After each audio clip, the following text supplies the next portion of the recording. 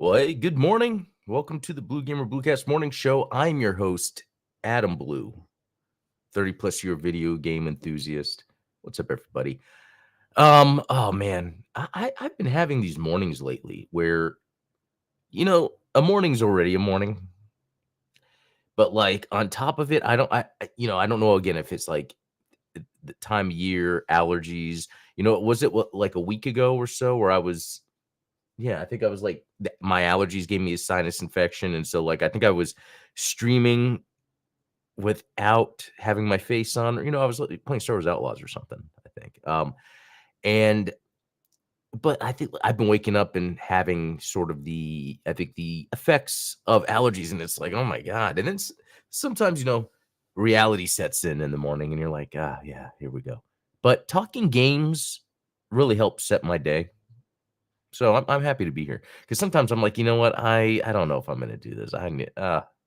It's so early. I'm tired. But then when it comes to time to do it, I want to talk video games. So that's cool. It is. Let's see what there is to talk about. Well, one thing to start with is, today is September 11th, 2024. It's the anniversary of the tragedy that occurred. So, I'm not trying to use the tragedy to uh I'm not leveraging that or anything, but I feel like there's some relatable video game stories to it, stories in general. Because I remember when it happened, I was a senior in high school, and I was in, I think, ceramics class, because I think it was that. Just because, like, there was where, during senior year, there were uh, some periods I didn't have to have because of my credits. So I would go to school. I think I'd get out early. But one of my first classes in the morning was a ceramics class, and I remember there was this band called Squad 50 that came out during that time, or that was around during that time. They had an album that had just come out. That's a whole other story. But anyway, the album depicted bombing over Broadway. I think the album's called Bombs Over Broadway, and it was buildings being destroyed. And I remember in ceramics class, and I guess this must have been right before it happened because I don't see myself making it after. I made a little ceramic diorama of the buildings being destroyed by airplanes and Squad 50, like in 3D. It's pretty cool. I wonder if I still have it. It might be in the attic. Um, yeah, I should see. Anyway, I just thought that was very awkward that I made that in ceramics class, and then I just remember there was a lot of interesting things happening. Why am I thinking of this class? That was the first class of the morning after I heard what happened. I remember my dad woke me up, but when he woke me up to go to school, he's like, "Hey, some buildings got hit by airplanes." I'm like, "What?" And then the news, get to school, ceramics class, all that. And then I worked at a movie theater. So after that, I don't know if I worked that day or later that week, but it was just dead. No one was there. And that was the time of the PS2 and the Xbox, 2001. That was a very interesting time for a lot of reasons. Like the tragedy of 9/11, how it could have shaped video games, sort of like, with COVID, not that it shaped video games directly, but the effects that it had on people's lives, people staying indoors more, playing video games more. Whereas with 9/11, the type of tragedy that was made, then like publishers and developers reflect then on what they were developing. So for instance, on the Dreamcast, shout out again to the Dreamcast. I talked about them, 2 shows ago. They had a game called Propeller Arena that was supposed to come out like that month, I think. And they just canceled it because it was an airplane game. And it's a fun game. I've played it since because it was finished. And I forget if I played it on an emulator or I had a burned Dreamcast disc. But that was pretty interesting. There's a few other uh, situations in video games that were sort of, I guess, molded by the events of 9/11. And I wonder how that reverberated too. I wonder how like less certain portrayals of certain things would happen in video games, although we still get the things like, what was it called? No Russian from Call of Duty. So there's still a whole lot of all that stuff. Anyway, but no, it's just interesting to reflect on that. For multiple reasons, just because like I just getting up this morning again, I was talking about where it's like reality sets in. It's like, oh, it's a morning, even though I have so much to be grateful for. And then reflecting on, the morning of 9/11, how it can relate to games. So really, thoughts go out to everyone, that's has been affected by it, still is affected by it. It's sad that stuff like that happens. But luckily we have things like video games that could be a hobby that can get our mind off of those things and allow us to just kind of get away. So how did I get away yesterday? Well, let's look. Um, yesterday was actually pretty good. It wasn't a lot of gaming, but it was small little sessions with was it each of these games? Did I play something else on another platform that didn't show up here? Let me go back and think. So I think right after I got off work, I think I went to Astrobot, having a ton of fun with Astrobot. I think yesterday's video is technically my like little review of it. Sorry, this mic is bothering me. Yeah, I was just playing more yesterday, just continuing the same thing where, you know what? That's what I need to show. I meant to do that last night. As I talk, I am going to try to get a video sent to my computer so I can show you guys. There's these challenge maps in Astrobot that are really fun. So it's kind of like, oh man, it's so hard to do things simultaneously streaming. There's some really cool challenge levels in Astrobot that remind me of oh gosh. Yeah, there's no way. Guys, remind me tomorrow. I gotta show you this. But it reminds me of Mario in terms of there's just these missions that are so hard that are usually not for kids, but I guess they could be, because part of it is that so these little challenge missions, they're actually short. If you were to go from point A to point B, which is almost designed to do like kind of a straight through the obstacles, I'll kind of explain that. I think they'd be done in less than a minute. Yeah, I think like the video that I have here is a minute 20. And so what it is it's not like a standard Astrobot level. It's more of where you have to just dodge obstacles, but the obstacles are made in such a way, like for instance, the ground being glass, but then around it is a pit. So it's like even if you land somewhere, there's usually something to make it to where you were gonna fall or get hit. So you have to just keep moving. And it's really fun. And this one challenge I did was where there happened to be an armadillo you jump on, so it becomes like a ball. So then it's almost not like monkey ball. I was about to say that, but there's more of a different momentum and allows you to go on certain surfaces. Anyway, it's fun because like I do the challenge mission and then I'll die and then it just restarts you right away. That's kind of the point of this. Very, very famously, recently, David Jaffe made a video complaining about the difficulty on this, and I almost get what he's saying, because as soon as you die, it starts you back up at the beginning. There's no checkpoints, which I don't mind, because really once I master it, I'll be able to do it in a minute, which if you think about it, a minute and 20 without checkpoints, I mean, that's still a long time. But yeah, I went through and did it. Because as you die, then you think, okay, I got to remember to do this and do this, and I beat it. But what's interesting is if you do like a boss level, which there's boss levels that are like little mini levels, then you fight a boss. Sometimes it's like a boss, a little platforming, a boss.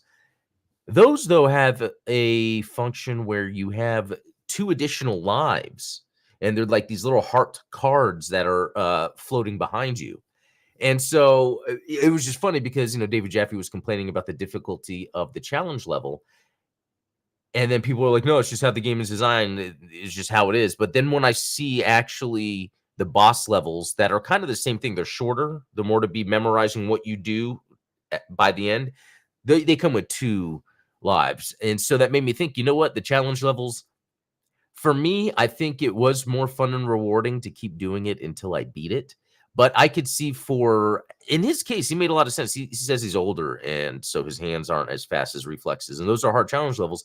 Having lives uh, could help that. But it's interesting. I feel like everything in life is case by case because I'm not saying every game needs to make sure it's easy for the most people possible, but it's neat to have little options. Just another example with the bolt gun, there would be the Warhammer bolt gun FPS. It's like a boomer shooter. There would be levels fighting bosses where it's just about circling and dodging, getting the ammo, shooting, getting the ammo, dodging, circling, and it would take forever. And then I would die and then have to start over. I'm like, all right. And then after a while, I was like, you know what? Like this is fun, but this is boring. This boss. So luckily, in the options menu, there's a setting for unlimited ammo, for invincibility. This allowed me to just like get past that and then move on. And then some games I wouldn't want to do that, but I think it's neat to somehow, some way, have like a little um yeah, just something to kind of make it a little I guess options is what I'm trying to say. So yeah, Astrobot, amazing. Gundam Breaker 4, yeah, again, I'm surprised how fun it is, and a lot of it really just has to do with the customizing and kind of building out your own combat system. Um, so with this one, I think after Astrobot, a little bit after that, I think I went outside, I did something, and then came back and like I just played one mission of Gundam Breaker 4. I like how I can just jump in, play a mission. It might be 5-10 minutes, I don't know, and then I stop. And then I guess they had the presidential debates on, and I was curious to watch that. Although I'm not really the type to take that stuff seriously. But I don't need to get into it. But what and so I was like kind of not really paying attention. I just kind of wanted to chill with my wife on the couch. She was on her phone. We just had that on in the background, so I was able to pick up my ROG Ally and play some more Gundam Breaker 4. I was like, oh, this is a good time to get some more matches in on Gundam Breaker 4, and it was just cool because then my youngest was like sitting on the couch on the other side, and it's just neat how I can just be like, oh, hey, look at this, look at how you could do this, like full on PC game, and it's in my hands. In the living room there is an Xbox, but Gundam Breaker 4 is not on Xbox. I know it's on PS5, but that is in my office, which it's interesting because I wanted to put the PS5 back in the living room for the family to check out Astrobot, but they didn't seem to care. It's very interesting. I don't know if it's because it's not Mario. So I mean, that's why it's weird about the whole platformer thing, because you play a Mario game and it's like, this is amazing. I love platformers. And do I play other platformers? No, and I've tried. Like I think the most recent good example of a fun platformer is that Lucky Tales, and there's two of them. There's Lucky Tales and Super Lucky Tales, which I'm surprised they're not more popular than they are, and they're kind of basic, but they have that same sort of thing where you go into a level, you get a certain number of items that allows you to then unlock other levels, but then you can go back and try to get the other items. And it's funny because like this stemmed, as far as I know, from like the Mario 64 game, and Mario 64 is pretty much doing what I think I like about. So I wonder if I was conditioned by Mario 64, or Nintendo kind of figured out what that is, but having kind of a not too large, but just a nice sized play area to just run around, do whatever you want, collect things. Sniper Elite 5 is that, where there's a bunch of open zones. They've done that with Star Wars Outlaws. That's just a bunch of open zones where each thing has its own like items to collect, etc. So it's kind of neat to see kind of like the fundamental baseline loop of all these games kind of being in that open gameplayness. But and then I thought I played Warhammer Space Marine 2, but maybe I didn't. So maybe it was just Astrobot and Gundam Breaker 4. I thought I played another game. So let me think. Could there be another platform that is not capturing the data? It could have been that I intended to play Space Marine 2 and I just didn't. So all right.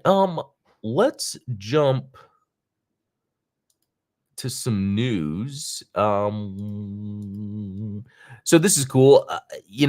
Again, I feel like I always have to preface with like, Call of Duty is not representative of me, like what I think is best in gaming, but it's a good fun pastime. And usually what helps is they're like fun events around. There are events, but there's no, like, holiday stuff. It was fun to get back into. See, I went all last year not playing Call of Duty until around Halloween, where they had their Halloween event. I forget. Oops, I think it's playing music. I forget the first reason why I jumped back in Call of Duty. I think it was because I just wanted um a first person shooter to play, to kind of get that satisfying loop, jumping in, get some kills. But then they announced like Ash being a skin, and so that got me to play a little bit more, and I had a lot of fun. So this year they're doing it again, and it's with the Michael Myers stuff. What was interesting about last year was it was Modern Warfare 2 I was playing, and that just the idea though that all that stuff I was doing on Halloween would then transfer over to 3. So this year we'd be playing 3, so it's all that stuff from 2 and 3. So we got the Ash skin, which I like, Spawn and all that. And this year they have Michael Myers.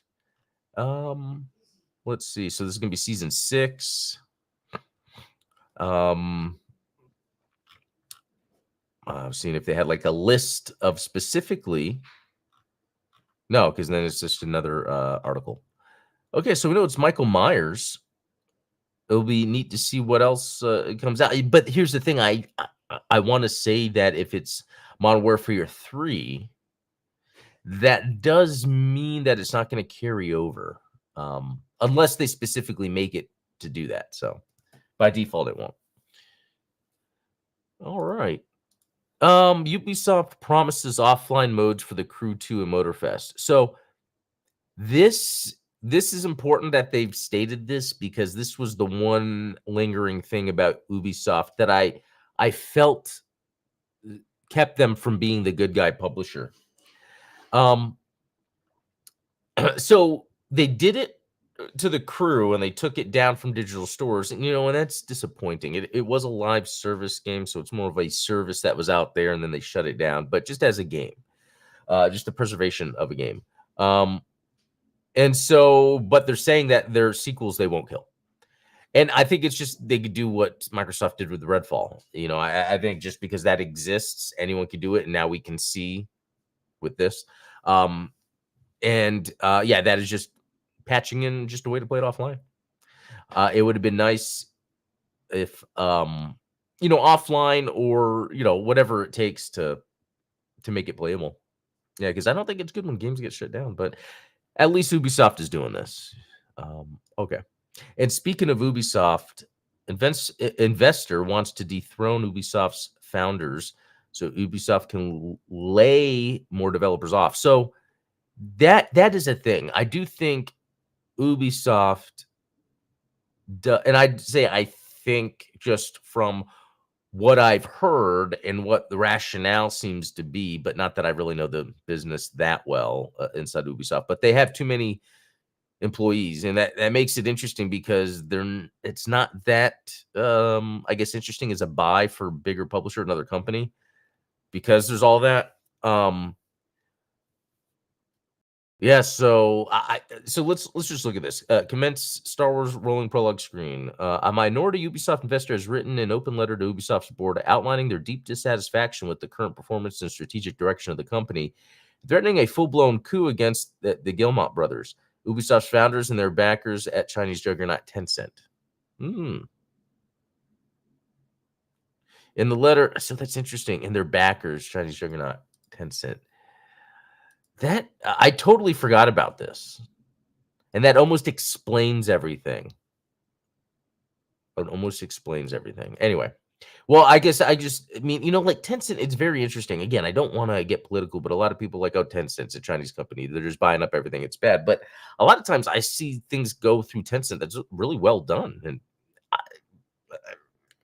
I don't know. So that kind of explains a lot then with Ubisoft, because it's almost like Tencent is almost just cash flowing Ubisoft, so they can kind of be that what seems like a top tier publisher, but their practices aren't as bad as you would see from a EA or classically Activision that doesn't exist anymore. Um, and there's a lot of reasons why I say that with Ubisoft. They have their launcher, they have their Ubisoft Play that's cross-play, cross-stream, cross-save. So it's like they just have an incredible value, and they come and their games. They have games that come out all the time, and they always have content. Not one individual game is incredible, although Star Wars Outlaws, yes. But I feel like Ubisoft's games are always good. It's almost like seeing a Sonic movie. It's not exactly what I wanted, but it's not offensive, and I had a good time. And I feel like that's what Ubisoft's games are.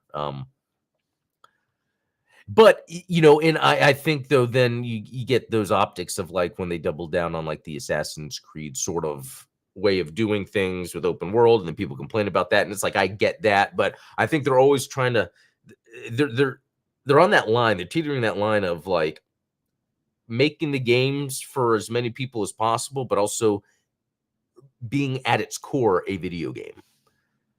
Yeah, I wonder what everyone else thinks of that. Okay, let's look at gaming leaks and rumors. I haven't looked at this yet. Palworld listed for PS5 at Tokyo Game Show. PS5 Pro finally announced. You know what? I wanted to talk about that. I totally forgot. But let's get back to that. Let's see. Documents from 2020 Nintendo Giga Leak found showing a canceled 3DS successor, which was turned into the Switch. Wow, very fascinating. I'd love to check more of that out later.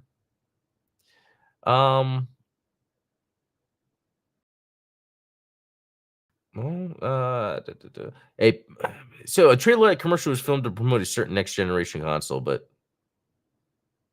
that could be anything. That could have been the PS5 or it could be Switch 2. Nintendo has told its soldiers to get ready for a big event. Interesting. Okay. So yeah, let's talk about the PS5 Pro real quick. They made the announcement and they didn't they just told us it $700 November 7th, 45% faster, larger GPU, AI driven upscaling. That's the thing I heard about a lot, and that's the thing I thought would be the most interesting. Now, when they were showing it off, though, I got to say, at the end of the day, there's really nothing about it that makes me want to get it, except for, then there's some PlayStation games I could play with higher end graphics. But, I have a lot of games on PC. It's like I will prefer to play a game on PC. Like they were announcing games that are going to have PS5 Pro compatibility or features, and they were like Dragon's Dogma 2. I was like, well, that's not a Sony game, and I have that on PC, so I wouldn't benefit from it. Although, to be honest, though, I would really like to see a comparable, and maybe that stuff's out there. Digital Foundry has done it, a comparable a PC rig to the PS5 Pro, and kind of showing Dragon's Dogma 2, which I think would be a good example, side by side. And so here's the kind of the other thing. There's a couple things I think went on here. Let's look at Concord, for instance, which is incredible, right? It's that first-party Sony live service multiplayer game that after 8 days they shut it down, canceled it, refunded people. That's crazy. So, think if they could do that with a game, what they could do that with anything within their organization. So I think when they greenlit Concord, if a lot of things hadn't happened in our economy and the world, maybe that game still would have been fine. I don't know. But I also think when they greenlit the PS5 Pro, the world was in a different place. And now we're at a point where